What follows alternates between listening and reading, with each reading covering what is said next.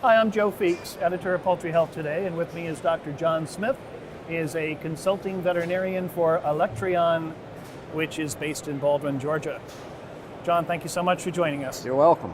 Now, I don't know if this is a good association, but when most people think of John Smith, well, they think of a lot of good things, but they also think about infectious bronchitis.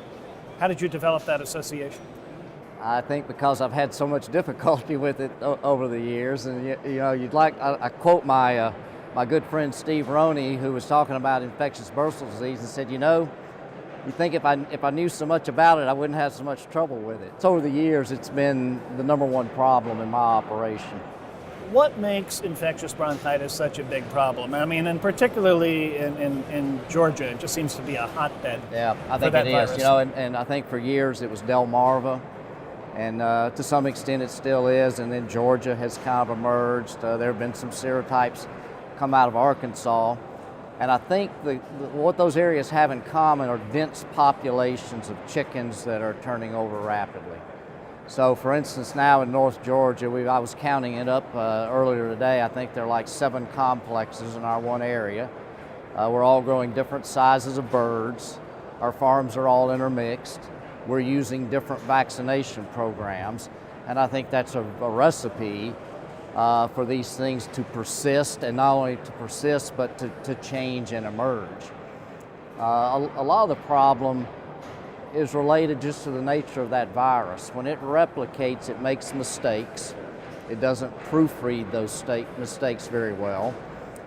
Most of those mistakes are probably not an advantage to the virus. And those viruses don't survive, and we never see them.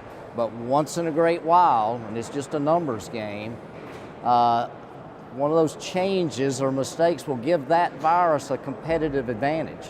And the big one is if the surface coat changes and the antibodies that your current vaccines are generating no longer recognize it, and then that virus has got a competitive advantage, and it takes off. So that's a random event, but when you've got that many chickens and you're pouring live virus vaccines into the chickens, which are replicating, numerically you've increased the odds that periodically you're going to get a new one and it's going to take hold and give you some trouble. So that's what's happening, I think. So on one hand, I mean, we're using vaccines to prevent the disease, but you were saying before about these 7 different complexes all using different vaccines.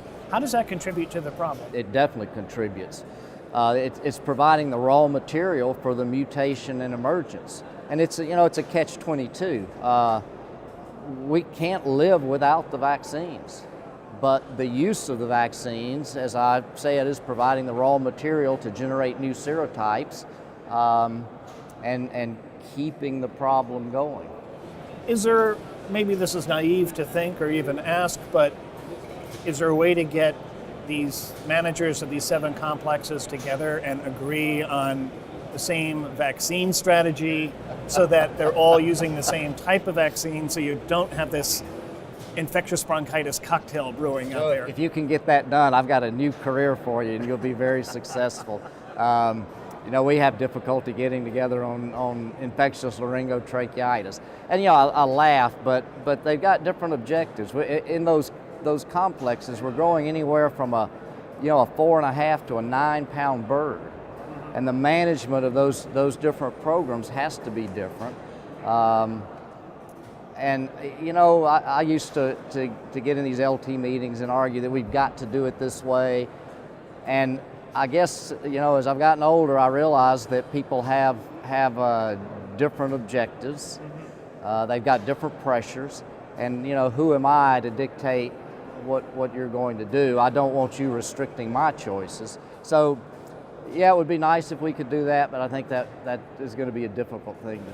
Let's talk about the different variants. 2 that come to mind have Georgia in them. There's Georgia 13, I guess there's Georgia 08, and there was a Georgia 07. There was, and then even going further back, there was like a Georgia 98, I think, at one point. So again, it gets back to Georgia being kind of the hotbed, or at least being a reputation for having. And I think Delaware 072 was a new variant. A lot of the original ones Massachusetts, Connecticut, you think about those names, they arose up there in the Northeast where the chicken industry used to be concentrated. So I think it follows the concentration. The other big one is Arkansas 99. So there you have another dense poultry area. So I think that's the reason. That and our strategy of living with these modified live virus vaccines and pouring them into these large populations. So I guess the good news, though, is you can't have a new vaccine for every variant that comes along. Well, maybe you could, but practically speaking, it's difficult, right? Especially a commercial vaccine.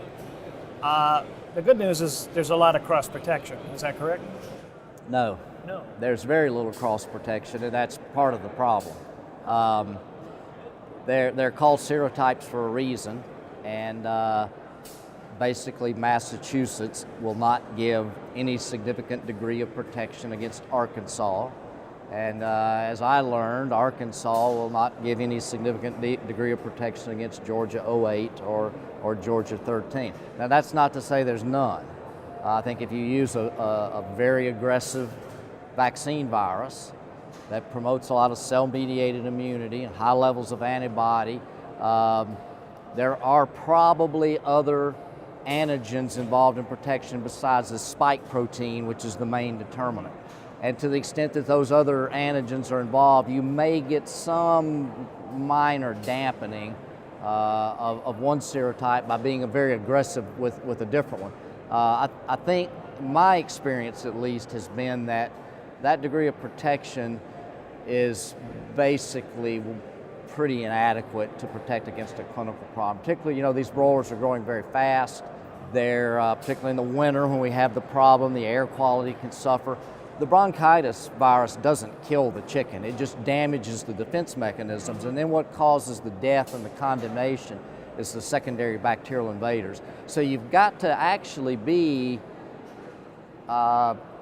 pretty robust in your protection to prevent those secondary problems in the environment that chicken's in. So that's why the best solution is to match your vaccine serotype as closely as possible with your challenge. And that we see that with influenza is the perfect example. Close matching is very important, particularly if you want to get sterilizing immunity that stops the spread and the shed, which would be the optimum outcome. Now, there's a lot of interest of late in this cross-protection phenomenon of mixing A and B and getting some degree of protection against C. I have been somewhat skeptical of that, but I'm hearing more and more reports that with certain combinations against certain viruses, there may be some clinically significant degree of protection.